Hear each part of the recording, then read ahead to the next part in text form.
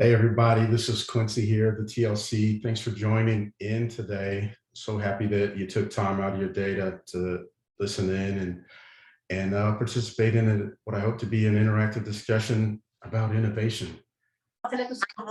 Hear this word a lot here at ATSU and just kind of wanted to talk about what it means and how do we do it? How do we innovate? How do we become innovative educators?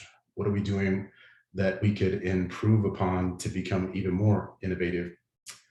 It's top of the hour here. Before we get started, I see some familiar faces here. Sherry, Dr. Hodges, good to see you. It's been too long. What is innovation? Why should we be innovative? Well, I think that's one of the reasons I'm here. Okay. But I think of innovation as being something out of the norm, and from a simplistic level. So I'll start the ball rolling with that. Okay, fair enough. Fair enough. I see some more faces here. Dr. Altman from CGHS.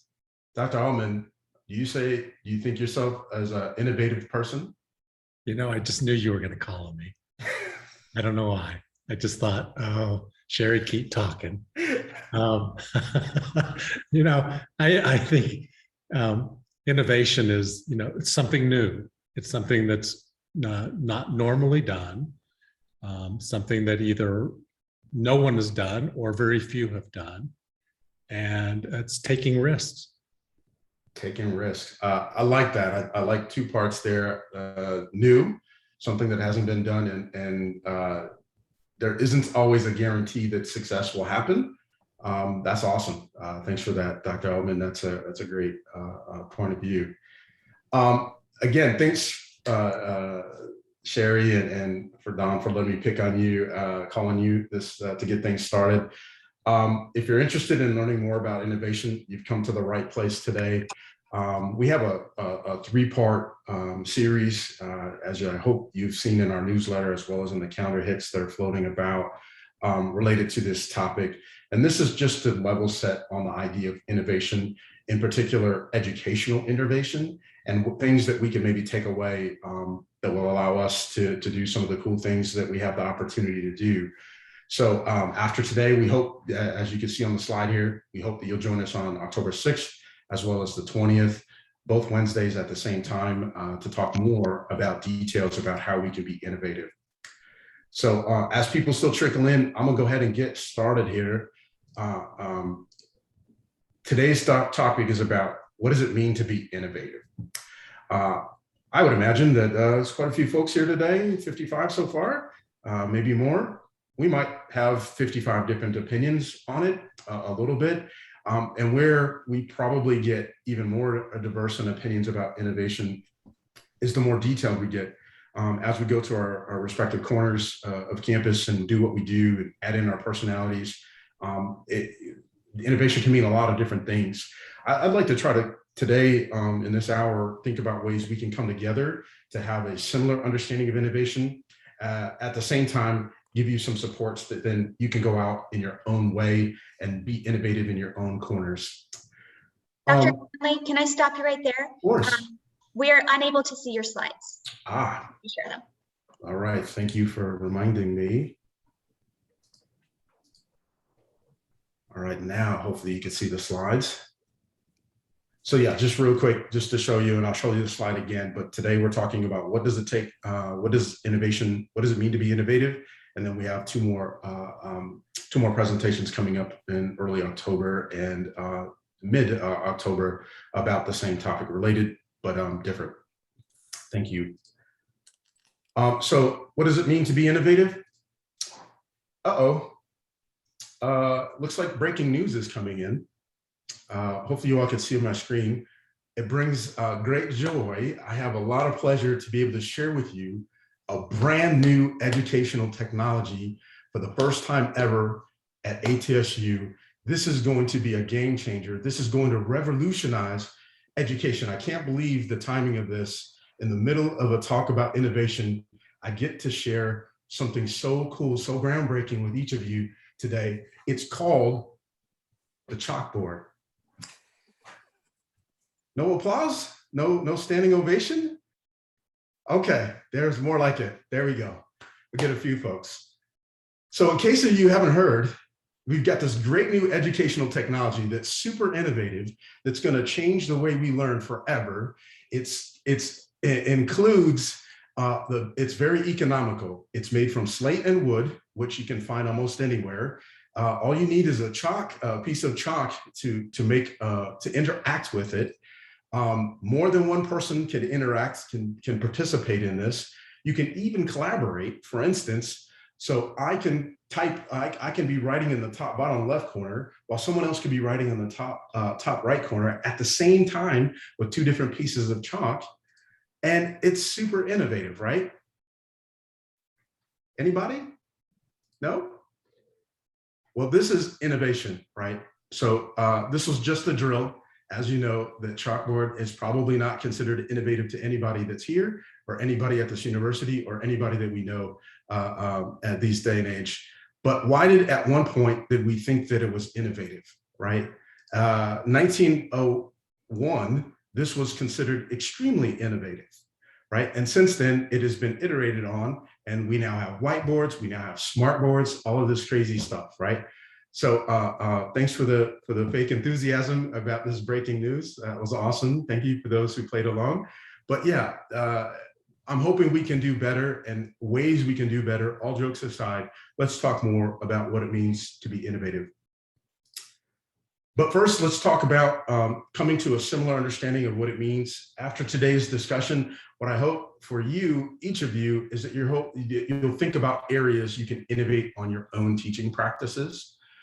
Simultaneously, I hope you'll reflect on your own process of how you can innovate on how you connect with your students. Those are the two big takeaways that I hope you gain today.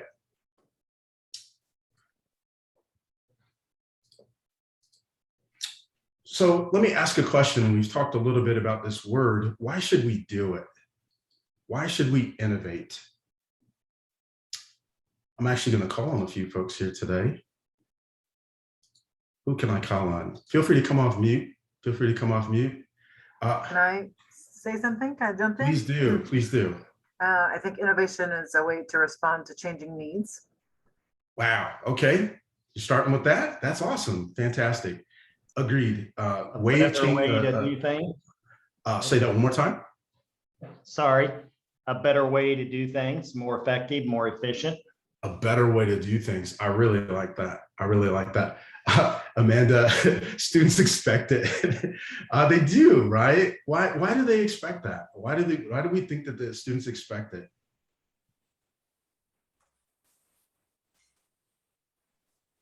Dr. Boyle, do you have a thought on that? Why do people expect innovation?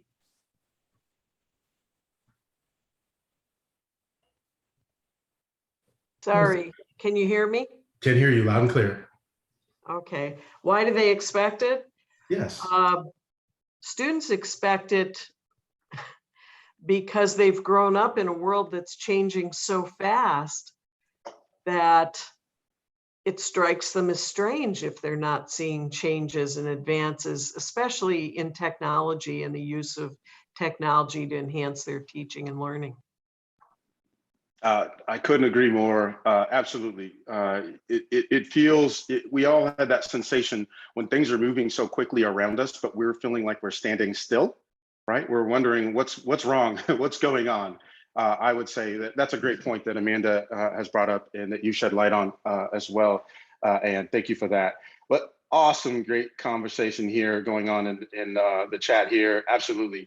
And Dr. Paulo, you mentioned like, we got to get better.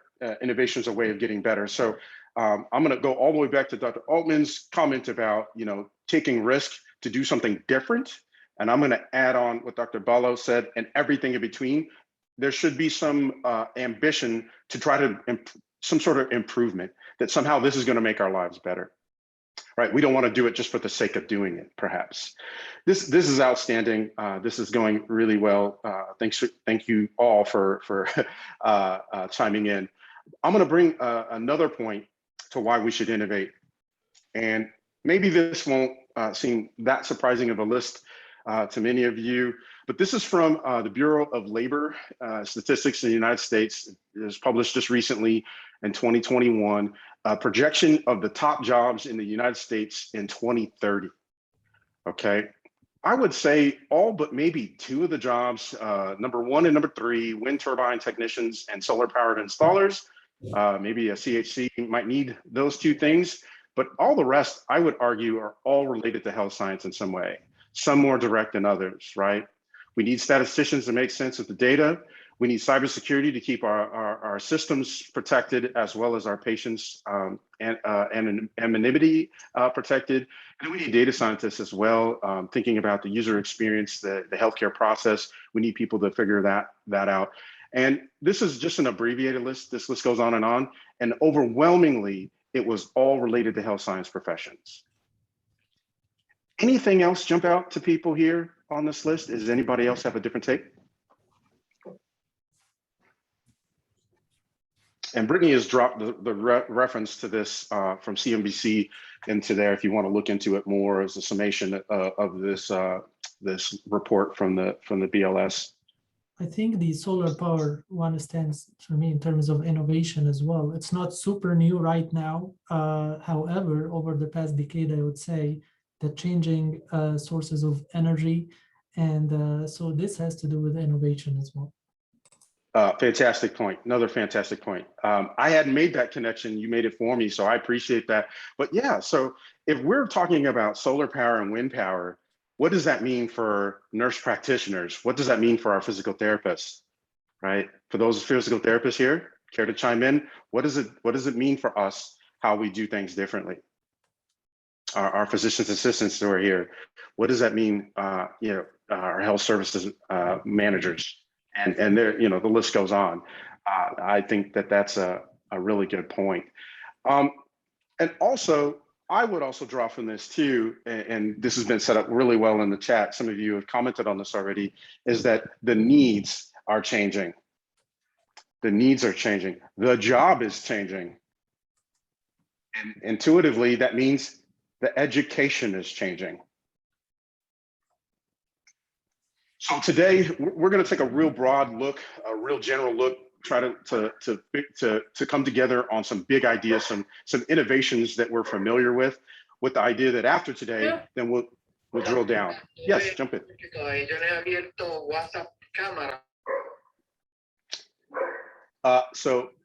So yeah, we'll drill in later sessions, but today we're going to take a high level 30,000-foot view at the idea of innovation. But this is good conversation. So we've kind of touched on it, but what does it mean to be innovative to you? So in the chat here, I'm going to drop a link to a poll, and Brittany is all over that for us. Thank you very much. So this poll, what I hope you do is take a minute and it's going to offer you an opportunity to offer some words, a phrase, a brief phrase about what it means to you to be innovative. And let's see if we can come up with a little bit of a consensus on what we think that is. We'll come up with a word cloud, but we're trying to come up with a definition. So, oh gosh, here we go already. Got some fun words coming up. Do something new, change the experience. Love it. Memorable experience, very cool. Invent, lead, problem solve, engaging. That seems to be a high, fresh novel. Yes, daring. Ooh, who wrote that? That's awesome. Creative, for sure. Unique. These are all great terms. So we'll let this go for a few seconds. But yeah, we definitely have a few words in the middle here that are definitely popping up. Fun is popping up. That's interesting. Should innovative be fun? Interesting. I like that. Anybody care to address that? Fun. I think it's fun to be the recipient of new techniques. I think as work, like if I think as an instructor, honestly, it takes time to learn them and apply them, but it certainly is fun to be in the audience when they're being used. Yeah, that's a really good point. When we're successful in being innovative, right, brings a lot of joy to ourselves, the creators, the innovators, at the same time, the end user, you know, in our case, the students, right? They tend to enjoy, hey, this is cool. This is a new way of doing things. This makes it easier. It makes it clearer for me to understand what it is that I'm supposed to know. Fantastic. Yeah, absolutely. Yeah, Patrick's talking about being non-traditional, improving teaching. Preeti, that's awesome. Transformative. Ooh, that's a big goal. Yeah, these are some great things. Lori's talking about adding value. Yeah, so I think we have some things that are jumping off the page: creative, new, fresh, fun. We can go on and on here, but you know, I'm going to hold on to this because I think this is a roadmap in some ways of ways we can think about ways to be innovative. Fantastic. Hey, Thanks for. Yeah. Before you go on, you know, it seems as if all of the words are very positive, but innovation can be very painful. And I think if you look at particularly systems, you know, those first students that were at ASDO and MOSDO, it was very painful for them to be the first ones to do that sort of a thing. And probably the same at SOMA. I can't speak to that, but it can be painful before it becomes positive. That's a great point. I'm so glad you brought that up, Dr. Altman. Absolutely. Being the first to do something can have its challenges for sure.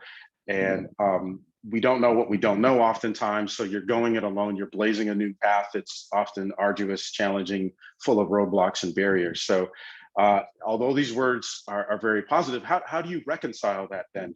Because here we are, all of us were overwhelmingly optimistic, but in our, you know, down to our bones, we feel like being innovative is difficult, right? Change is difficult.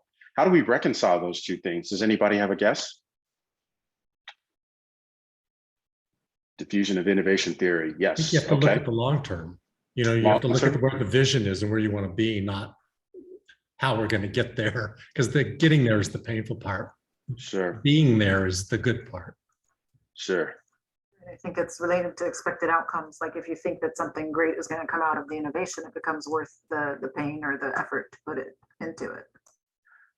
No, that's a great point too. And I'm going to go back to a comment Dr. Boy put out. You know, process. You're talking about improvement process. It's not necessarily just a product. It could be a process to get there, and focusing on day to day, getting to the end game, and what it could mean. Absolutely. And Yeah. establish solid measures and solid metrics to assess whether this innovation is working or not. Ooh, love it. I hope you're my project manager for my next innovation. That sounds like music to my ears. Absolutely. Setting goals. I'd love to. Let's do it. All right. Right this way. Yeah, patience. Yes, that's probably underneath all of this is patience for sure. Fear of failure too, overcoming our fear of failure.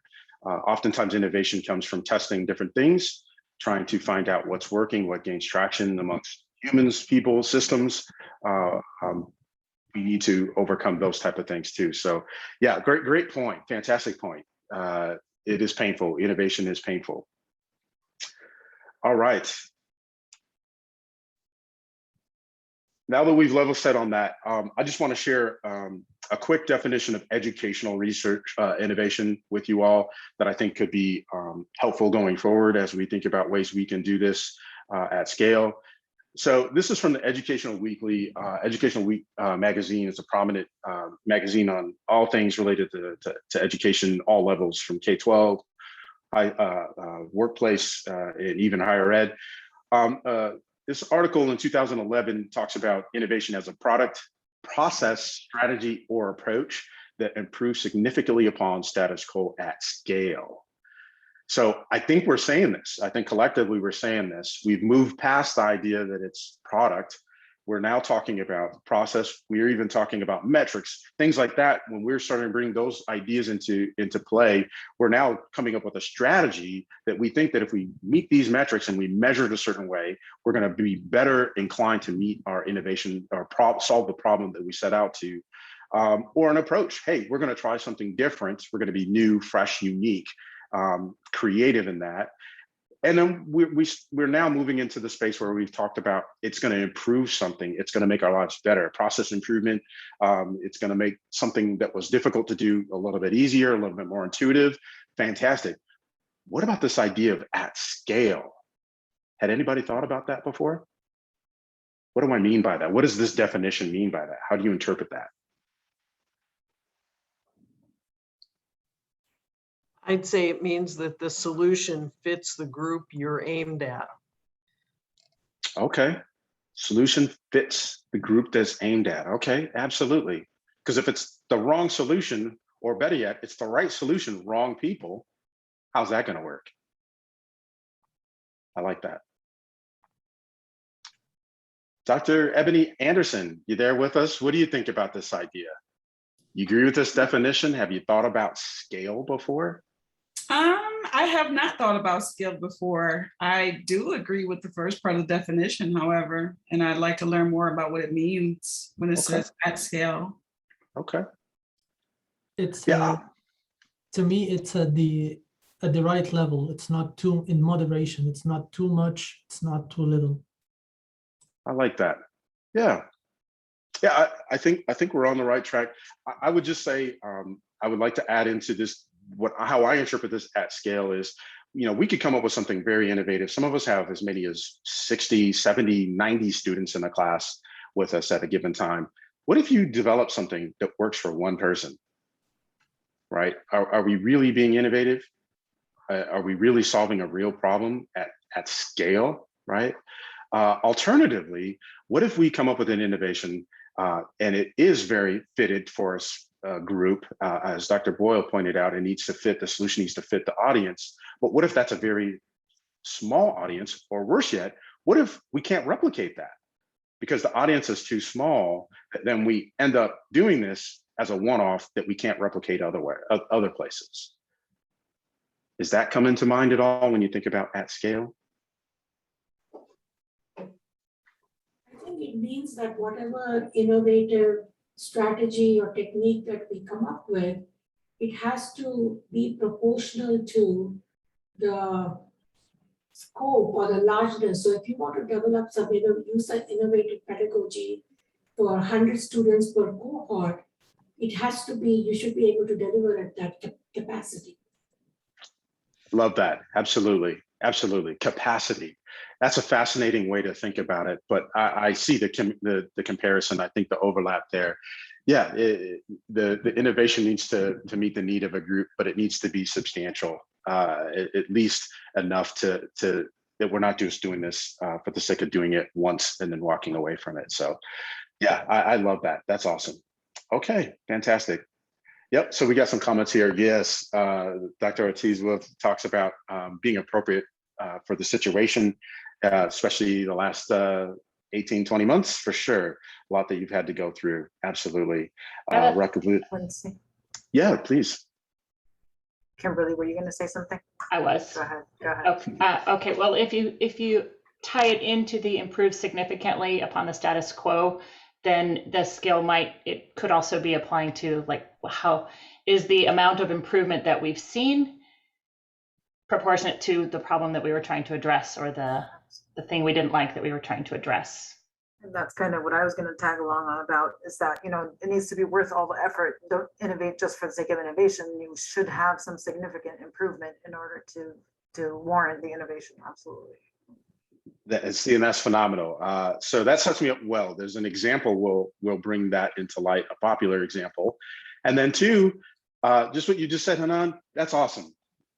This was another point from a journalist, a famous journalist in higher ed. And I had to pull this quote word for word, because one thing that I want to caution against, especially from the learning perspective, is it's not always just about the technology. It's not all just about innovating for the sake of innovating, right? So the quote is, let's not treat innovation simply as a matter of technology, efficiency, and cost effectiveness. As we see here in this definition, we're talking about process, right? We're talking about strategy and approaches, not just the product. So that's beautiful. That's brilliant. I love it. Fantastic. So Anything jump off the page here for you? Anything like any aha moments related to the definition? Anything you didn't know? Anything that you were surprised to see here? Anything that you think should be here that's not here? Quincy, I appreciate that product, process, and approach are included, but I love that they included strategy. To me, that kind of thinks about some thought going into the approach, not just jumping in, which we've heard failing fast. To me, I think strategy, I think you've given this some thought. Fantastic. Thanks for sharing. Yeah, when you say that, I think a lot about our HLC friends, right? Program review. We just had a session from our cousins in OAA that are talking about this program review, as well as the accreditation process, right? Strategy. You got to have a strategy going into that, right? How many hours of sleep are you going to get between now and the time your report's submitted? That could be one part, but yeah, okay. Fantastic. Well, keep them coming, keep the comments coming. I wanted to see what resonated here. I want to tell you a story. And maybe show of hands, you use the nonverbal features of Zoom here with me, or maybe you post something in the chat. Has anyone heard of the story about crossing the English Channel competition in 1908? Anybody familiar with that story? Well, if you're not, you're in for a treat. So I'll give you the highlights here. So as you might imagine, in 1908, there was a challenge to put out to the global community, which, way different then than it is now. But the governments between France and England wanted to innovate on air travel. There was some grumbling, some people had tried some different things, but they really wanted to interject a lot of energy into this idea of creating air travel. And so to do so, they came up with this competition in 1908, and that they would give a prize to the first person that could traverse the entire English Channel, which I didn't realize this is 21 miles. I know people swim it, and I'm always impressed, but a plane to go 21 miles in 1908, we scoff at that these days, right? It's you wouldn't even get on a plane to go 21 miles. But they offered a prize to fly a plane, and they wanted to generate some energy. And the prize at the time was 500 pounds. It increased after a year.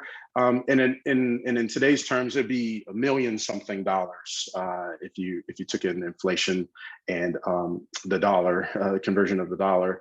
But the reason why they increased it was because they recruited, they really marketed to aviators, the few of them that there were.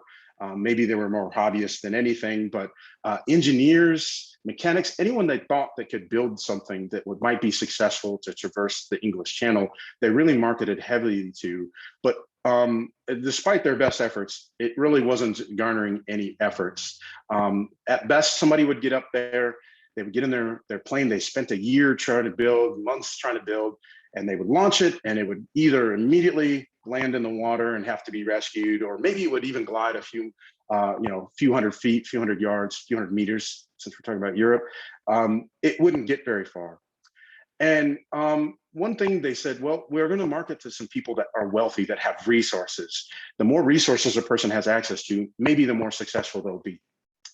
And after a year, there was this innovator, Louis Bleureau, I'm not saying that right, but Bleureau joined the competition after hearing about this.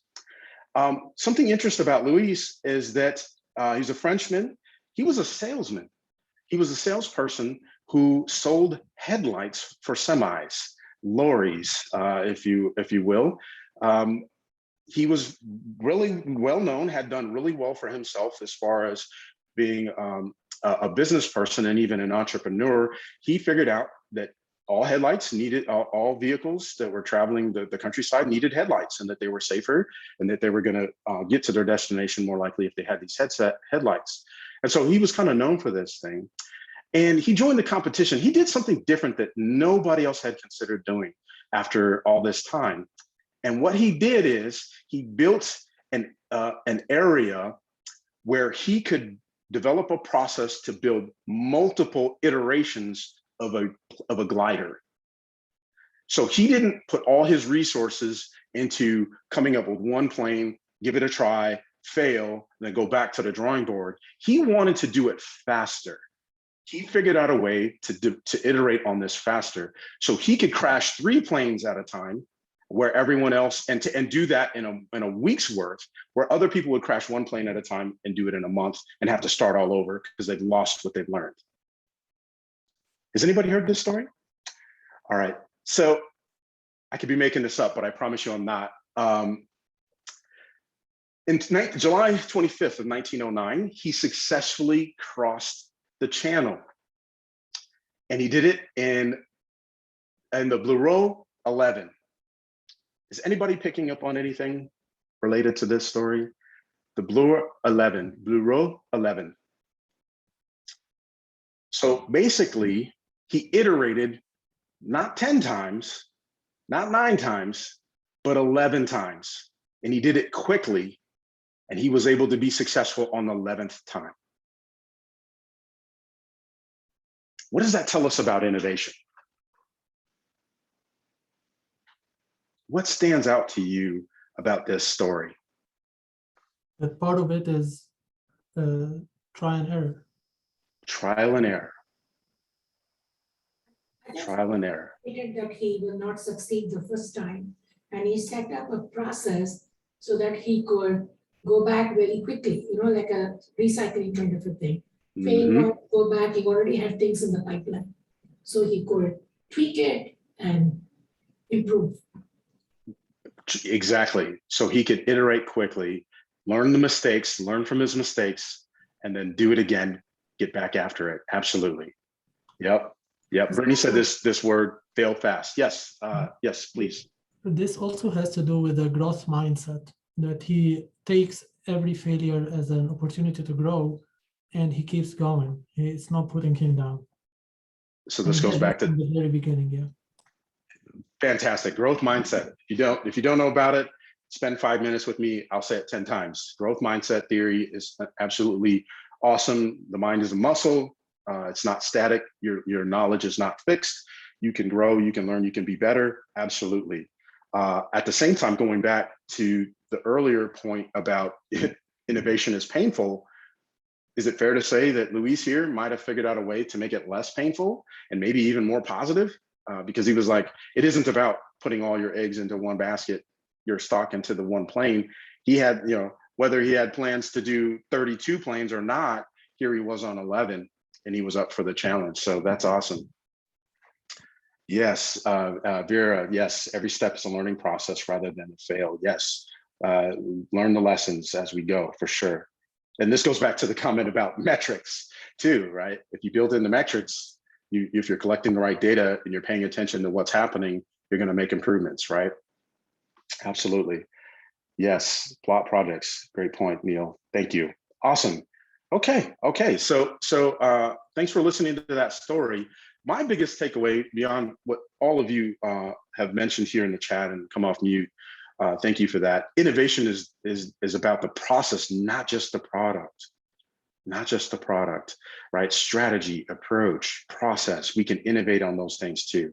So maybe I'm planting the seed. Maybe you're already thinking about it. But what can we do to innovate on our process, right? Who's tried this idea out before? Who's innovated on their process? Dr. Mitzi Watson, have you done that before? I'm here. Okay. I would hope so. I mean, I try, but I'm working on it. Let's just say it's a work in progress. Fantastic. Dr. DeBase, I see you here too. Have you innovated on the process? How did it go? What works? Yeah, actually, our creditors kind of require that we look at our overall process in addition to everything else that we do. We're constantly looking for ways to improve. I won't bore you, but we have actually just recently. Okay. Fantastic. I'm so glad. I could hear the energy in your voice. That's awesome. That's awesome. That's enough. That's a win already. Yeah, Dr. Dennison. Yeah, Randy, thank you. Make innovation a top priority. Absolutely. That's a great point. Awesome. Okay. So now what I'd like to do is just cover some very general, very popular, fun innovation examples. And what I hope each of you do as I set this up, each example from different areas of life, that you might take a minute to think about what is innovative about these examples, these comparisons, and then think about the little microscopic things that happen in between that then you might take back with you to your corners of the campus. All right, so if you're ready, here we go. Here's a business innovation example. I hope that you're all familiar with the famous, what is it? We've been using taxi cabs since the Model T back in the day, maybe stagecoach days of the Wild Wild West. But a taxi cab basically brings passengers from point A to point B. You either used your phone in modern times, or you waved your hand as they what do they say, hailing a cab. You waved your hand to get their attention. They pulled over and you told them where you were going to go. And the idea there is maybe saves on parking fare. Maybe you don't have a vehicle and that you don't have to pay for your own maintenance and wear and tear on the car. You just basically get in the car and away you go, right? So safe assumption that everybody knows what a taxi cab is. But those of you in 2010 on here, you might be familiar with this new thing, rideshare. Has anybody heard of this? Has anybody taken a rideshare lately? Uber and Lyft are some of the more popular ones. Brittany she rideshared to her office today and she works from home. But same thing, right? You bring passengers from point A to point B.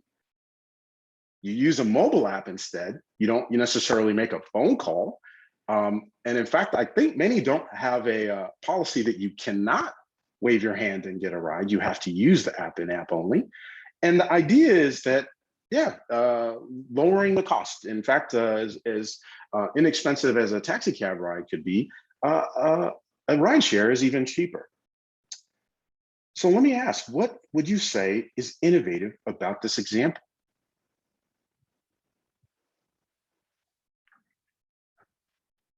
Turo, okay, Kaylee. Yeah, Kaylee, what would you say, Dr. Bacon, what would you say is innovative about this business example? I think they looked at the process and they figured out a more efficient and easier way to achieve the goal of bringing passengers from A to B with less hassle for the stakeholder.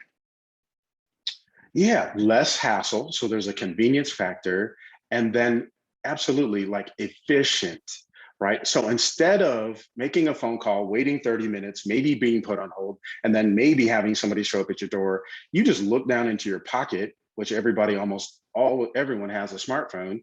You have this app, your credit card information's in there. It's one click, maybe an address, and away you go. Somebody shows up at your door, you're dropped off, 5 stars, and away you go.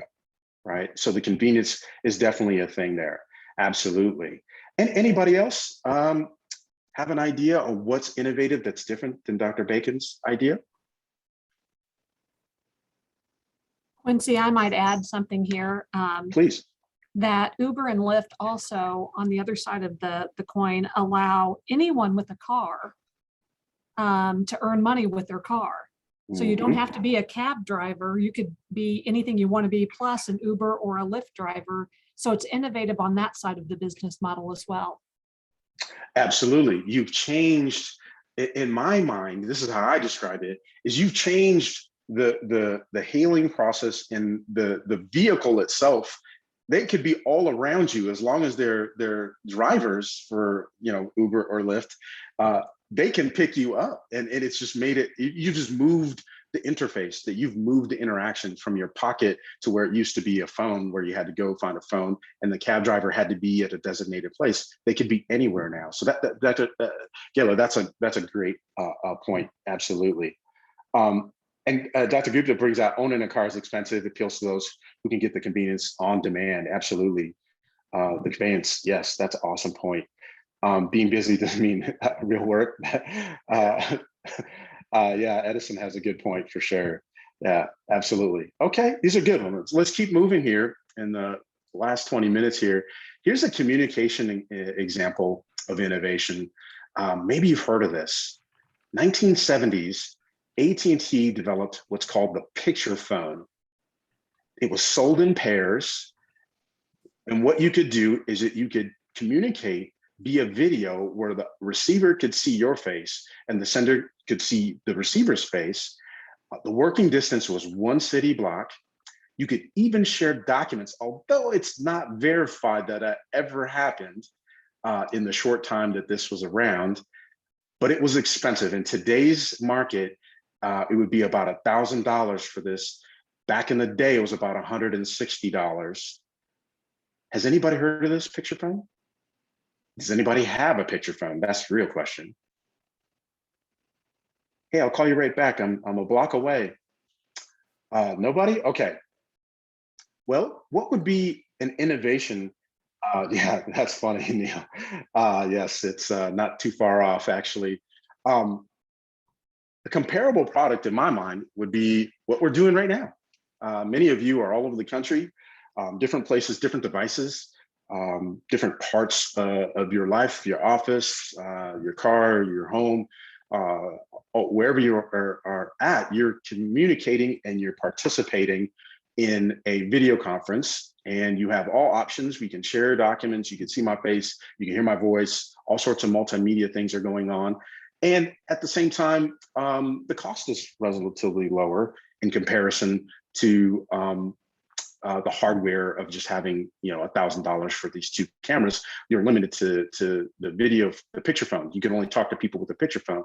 And in the video conferencing, Zoom in particular, anybody with a webcam, and you don't even need a webcam now. If you didn't have one and wanted one, you have your phone. If you didn't, you could do it via audio, right? You didn't need the video part. What would you say is the innovation here?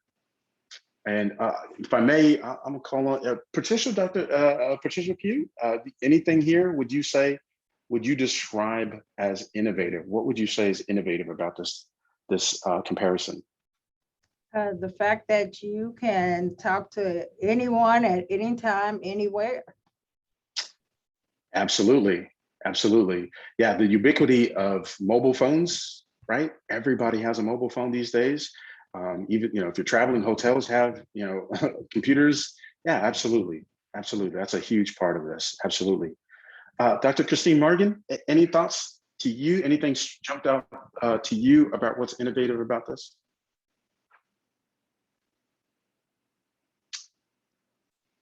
Clinton, I see you on here too. Clinton, anything you would add?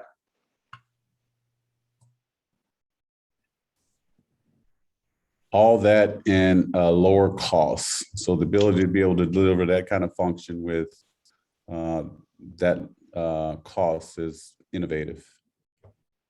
Yeah, I would agree. Access is important, right? The picture phones were sold in pairs. You could not do it unless there was 2 people. And one had to have the picture phone. So you had to have a friend, right? Hey, let's chip in on this. Let's go on the picture phone. That seems weird, right? And then 2 is cost, right? Access, and you're going to be able to connect with more people at that price, for sure. Absolutely, that's a good one. Yeah, absolutely. And you know, looking at this, some things that jumped out to me is like this version that the picture phone, the working distance was 1 block, whereas what Patricia and Clinton both mentioned, you know, you can connect globally from anywhere. You started small and then you solved the problem, and over years, almost 50 years now, you've gotten bigger, right? You've grown, you've been able to grow the innovation as global needs have changed. Absolutely. Yeah, Dr. Sklarich, yeah, drove innovation across telecommunication markets, increased competition in the marketplace too. Absolutely. And yes, Priscilla was mentioning device choices. Absolutely. Good old internet. Just a couple more examples here I want to review with you, and then we'll wrap up. But anatomy lab class. Who here is teaching anatomy these days? Right now, it's a multidisciplinary course, usually a part of a course, meaning a lot of different health science professions are represented. And if you think about what goes into an anatomy lab, usually, no matter if it's plastinants, real human cadavers, models, whatever the case might be, there's usually more than just healthcare, health science professions involved. We've got people like Hal Bright's team, the library involved. We might have procurement. We may even have technology, IT or AT involved in that as well. So a lot of different folks represented in the anatomy lab class, potentially different experts, different lens on different parts of the body that we're trying to explore and understand. But the beauty is it's a hands-on experience. You get to see, you get to touch things. We know how important that is. And it's the real deal. We're talking real parts, or at least a representation of the real human anatomy. You'll have a typical setup. We'll have anywhere from, one instructor to 20 students. Sometimes it could be more than that, right? Sometimes they're smaller labs. You might have multiple instructors, but in any case, an instructor might be doing a demonstration, might be giving part of an instruction during that, but in most part, there might be a slight delay because there's so many students to one instructor. The case might be that the instructional feedback, hey, what is this? Is this the right insertion point? Is this the right system that I'm looking at? There might be a little bit of a delay. Alternatively, some of you might be familiar with the Case Western Reserve University. In fact, I think some of you have studied there. Cleveland's clinic, they have a hollow anatomy lab. They're calling it the clinic, the virtual reality clinic. Super cool idea. Similarly constructed, but different disciplinary teams. It's also an immersive experience.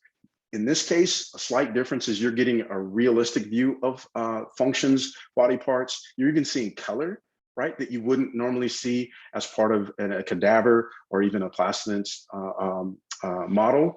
And then you might say that you can get instant feedback because it is a 3D model and it's virtual. A person can click or interact with it and get feedback. Hey, is this the left ventricle? Is this the right ventricle? You could tap it, get feedback, and link you to a video. And you might be able to see all of these things, all due to the technology of the HoloLens. That being said, what is innovative about this example? What would you say is innovative about this example?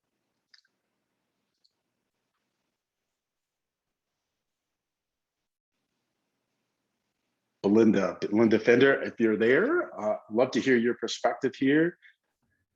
Well, I like the instant instructional feedback for one thing. That I think people learn a lot more when they get that instant feedback than when it's delayed. I'm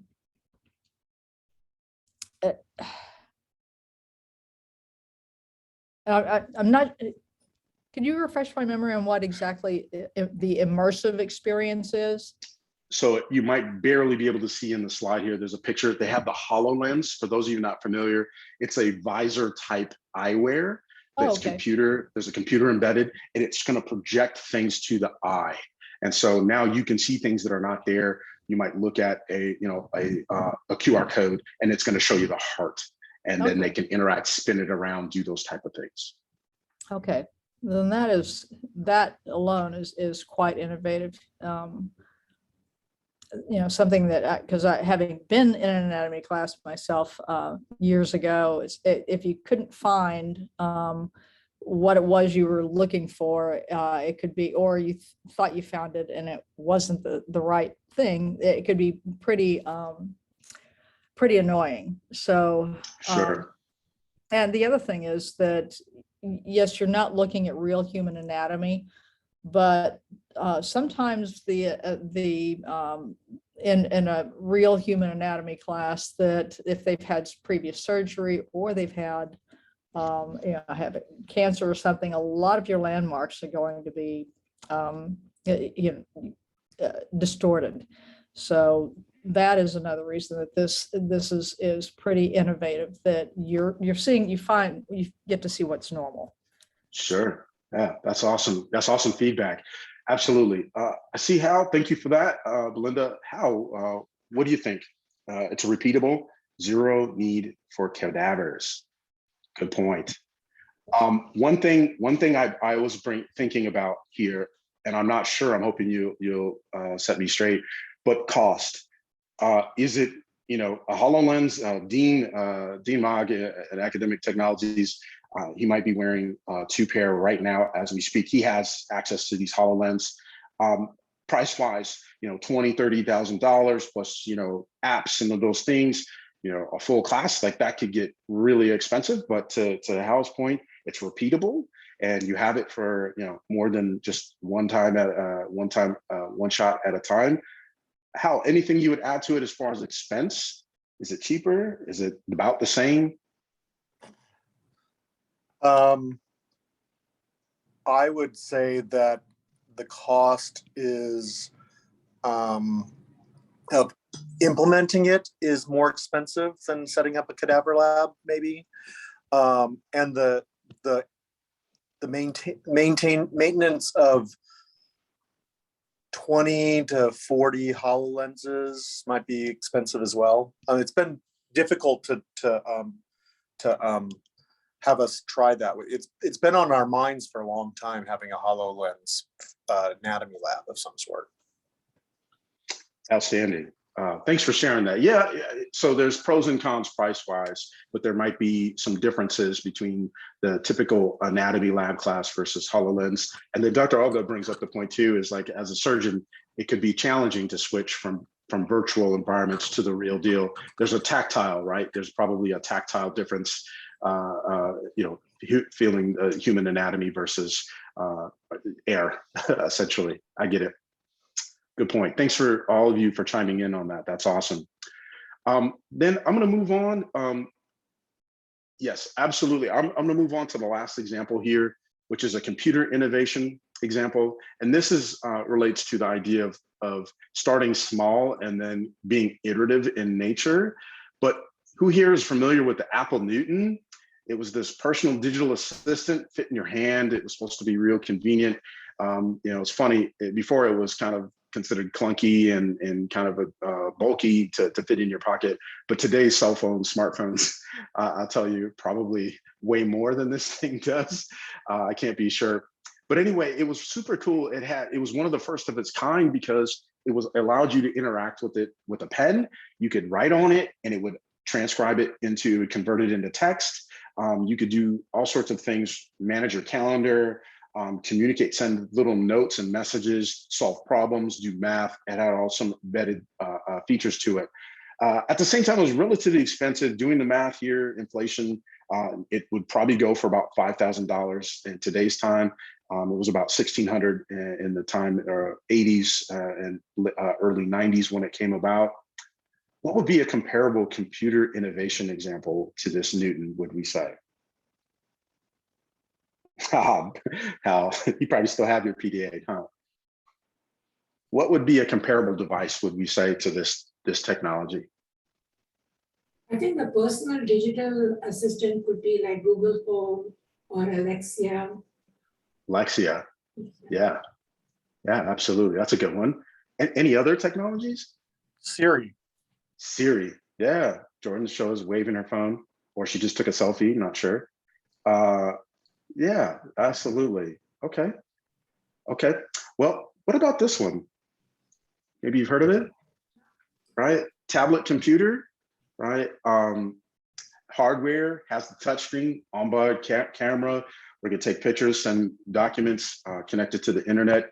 Much lower cost, $1,000, give or take. Might even Christmas, you might even find them cheaper than that. What would be the innovation between these two technologies, these computer innovation technologies, and Siri even? What would be, keeping these things, these Alexa, what would we say is the difference? Brittany, Cam, Cam, absolutely. iPad's a game changer. Cam, what would you say is the innovation here? The access to be able to do more at a lower cost. I mean, my mom has one of these and I can't get her off of it. I mean, and she just loves it because it's so easy to manage. It's so easy to navigate. And, I don't know if she could navigate the Apple Newton the same way, but I like the way that Apple makes it very user-friendly. Yeah, user-friendly. Cost is a big deal for so much computing power, right? This is, you could do everything. Probably part of the attraction for your mother to this is so much that could be done on this, right? You could, the Newton was limited as a PDA. You could do everything on this thing right there, and it's at your disposal. It's not as small and portable as a phone, but pretty close, right? More portable than a computer, perhaps a laptop. certainly a desktop. So that's absolutely on point to me, absolutely. And then there's some comments here about, the technology has just tripled, quadrupled, 1,000 times better, storage space, processing speed, all of these things. Absolutely. All great points. One thing, Quincy, that I find that is common between all of these innovations, including the current innovation, is that it's the proposition value. It's the why behind it. So in the past, for example, you will find that it's only intended for this type of use. But now with the iPhone and the iPads and many other innovations that you talked about, that it's more like a lifestyle. Like, for example, the iPhone is not only a phone. It's not like the BlackBerry, you can send an email. It's now part of your lifestyle. So they change the proposition value.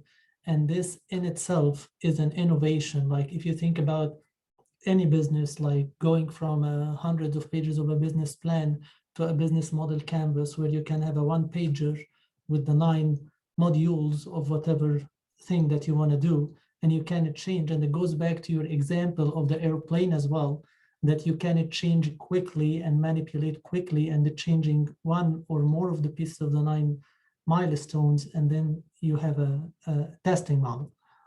Right.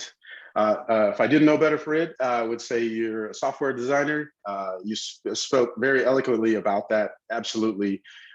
It's about the proposition, the value proposition, because if you remember, for all my Apple Newton fans and previous owners, that was designed for education. And iPad is used quite a bit in classrooms, and it really has got a lot of traction in K-12 education in particular, but it wasn't marketed only as that. So the value proposition, we could, if we went back in time now and could speak to Steve Jobs, maybe we would say, hey, the Newton could be more. You know what I mean? So that's a great point. And I think Dr. Gupta mentioned too in the chat about, Google's, how much Google can do for you and all these great apps and these things that can help you manage your calendar and your email and all those being synthesized into one PDA. That might have solved it if it could be business and education. But the original promise, the original value prop was that it was designed for education. So yeah, great point. Have a process, iterate on that. Absolutely. Fantastic. Okay, so here's where we're going with this, and this is going to lead into the next couple of presentations that we have. But how can we be innovative throughout these examples and throughout the discussion, even the word cloud? I'm hoping you pick up on a few things that you're thinking about, like, yeah, it's not just product, it's not certainly just not technology. I could think about strategy, I could think about process. I need to think about things quite differently when it comes to solving problems, being positive, embracing the pain. To me, it comes down to these 4 things when it comes to being innovative, especially when you're trying to be innovative in an educational purpose, okay? So talking through these really quick, biggest impact. I think the Uber example was the rideshare was an example of just a small change, moving the interface and the access from point A to point B, forgive the pun, if you can have the biggest impact. Uber and Lyft are everywhere in the world, right? They're everywhere, almost in every country. They're in almost every city, right? The revenue is amazing. It makes your head spin thinking about the impact that they're having. And I would argue in relatively finite terms, it was the smallest adjustment. It was the smallest innovation that delivered the biggest return, right? If I had more time, I would tell you examples of the inverse. They made a big change and it failed miserably, right? We know a lot of examples like that. So think about ways you can iterate, you can innovate that you think will have the biggest impact on your students, on your educational systems, on your process, your approaches. At the same time, I beg you to start small. What gets us in trouble, what causes us to walk away is start small. Thinking about the aviation crossing the channel, those that put all their eggs into one basket, spent all their money on getting one plane across, it didn't work out. And it usually set them back to the point that they couldn't go again. Whereas Luis was able to make small adjustments, iterate, and then that allowed him to get better. I think that the video phone, it came up here, we have IG, Skype, FaceTime, We have all these iterations of that, but they're just small adjustments to the same thing. And even within themselves, if you think about Zoom, Zoom wasn't what it was 20 months ago, let alone what it was 4 years ago when it came on scene. So start small and don't go it alone. Thinking about the anatomy lab, it takes all types. The more diverse your teams are, the more different perspectives you will have, the better chances you are to have that great impact, the biggest impact. If you get multiple people to look at this from different perspectives, they don't all have to be anatomists. They don't all have to be PTOT. They don't all have to be dental. They could be, you need all types. You need the engineers, you need procurement, you need the office managers, you need all types looking at this at a way to land on the best solution for your audience, for your target audience. And then lastly, iterate often. If you think about Apple as a whole, starting with the Newton to the iPod, to the earbuds, to the Air whatever, whatever, now here we are on one of the most prolific devices, the iPad, and even the smartphone in 2007, they've iterated often. In fact, almost too often, right? I think somebody posted their phone bill $1,000, right? For a new iPhone every year, every 2 years, every 3 years, whatever it is. It's supposed to be getting better. I'm not saying you need to charge $1,000 to be innovative, but what I am saying is take heed that they're iterating and making small adjustments to make it better, okay? So hopefully you follow these 4 steps, you take this to heart. I'm gonna share a link to a handout that you can take with you. There it is, Brittany, thank you so much. This handout is just gonna lead you to create a Google Doc copy. Go ahead and copy it, do what you will with it, but it's a way it's gonna ask some prompting questions related to this slide that you can take either today, a year from now, whenever you're ready to be innovative, that you think about ways that you could be innovative. It starts to step you through things, areas, identifying areas, and they're actually going to help you build on what's coming next. Brittany is going to be presenting in 2 weeks, and then after that, Julie will be presenting as well. They're all related to this handout. If you do that, you'll be set up pretty well. Lori, hopefully, let me double check. I will make sure you all have access. That you can get in there. Anyone with the link should be able to get in there now. Thank you for reminding me. Okay, perfect. All right, so a couple of final thoughts here. I know we're at time. Thank you for this discussion. Some of you who may not be deeply familiar with everything that we do, I just want to point out, if you're looking for diversity in your innovative teams, the TLC is here for you. We currently are set up to offer 4 types of services, offerings. We have services if you need one-on-one consultation. If it's a department level consultation, you want us to come in and help with a certain problem solving, we're here for you. We offer many programs such as this, the seminar series. We have course design, we have educational research courses, we have other programs that could help you. And then we offer consultation as far as collaboration and mentorship with research, particularly educational research. And then we offer a lot of resources. Just like after today, this video will be posted on the TLC Learning channel on YouTube. You could go there, listen to this at another time, pick up on anything you might have missed, and think about it. There's the link to the website. So feel free, bookmark that, hold on dearly to it. Let us know when you need help. We'd be happy to hear from you. Otherwise, I just want to mention really quick that the 2021 ATSU Innovation for Teaching for Learning Award is currently underway. We will be doing 2 things in the month of November. Keep an eye out for an email announcing the finalist presentations. They're going to be available. You're going to get to vote on the most innovative teaching for learning, a project that happened in 2020, 2021. We hope that you weigh in on that. That's exciting. We have a prescriptive set of judges who are your deans and other leaders in academic affairs that will also be voting with you.